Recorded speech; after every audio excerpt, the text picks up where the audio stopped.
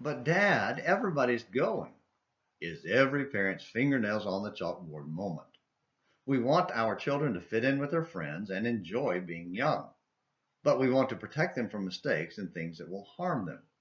We know there are things they do not need to do and places they do not need to go. We know when the chances of a bad outcome are high, and even if nothing happens, the door is opened to easier surrender to the next temptation as their soul becomes accustomed to doing things and going places they shouldn't. Yesterday, we noted how Joash's half-hearted obedience of God led to suffering for the nation of Israel, 2 Kings 13. Despite knowing the power of God and appreciating the value of Elisha, God's prophet, Joash was stuck going down the same road of half-hearted faith that his father and grandfather took. He had done things and gone places he shouldn't have and was not going to turn back. Today's Throwback Thursday edition of Morning Minutes in the Bible on An American Missionary looks at this from the perspective of what happens when we choose not to go along with everyone else in the arena of service to God. A Few Make History by Robert F. Turner from Plain Talk Magazine, November 1978. Some brethren assume the continuity of a faithful, visible, functioning church from the first Pentecost after Christ's resurrection until now. It must be assumed. It cannot be proven, nor do I believe either is essential. But on that assumption, there is a necessary inference that should shake us up a bit. If there has always been a faithful few, it is because there has always been a few who acted independently of the majority, who thought for themselves, who refused to go along with the elders or the preacher for the sake of peace. History is filled with proof of continual change, which constituted apostasy from the divinely ordained standard. Such changes, we do not refer to changes of no scriptural consequences, had to be resisted by people who knew the difference in essentials and non-essentials, and who refused to accept as a matter of faith or standard for fellowship anything for which there was no divine authority.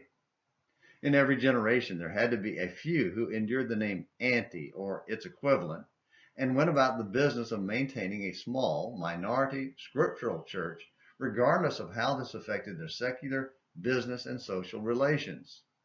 The key was, of course, independent Bible study, which directed dedication to Christ rather than to the party or popular opinion. The faithful few knew both who and what they believed, 2 Timothy 1, verses 12 through 14, and on this basis they both spake and acted, 2 Corinthians 4:13. They had convictions, vital, personal, motivating convictions. But the folk today who rest their hope upon party affiliation and seem most anxious to assume the historic continuity of such a party are often the least informed and less likely to have strong convictions based upon independent Bible study.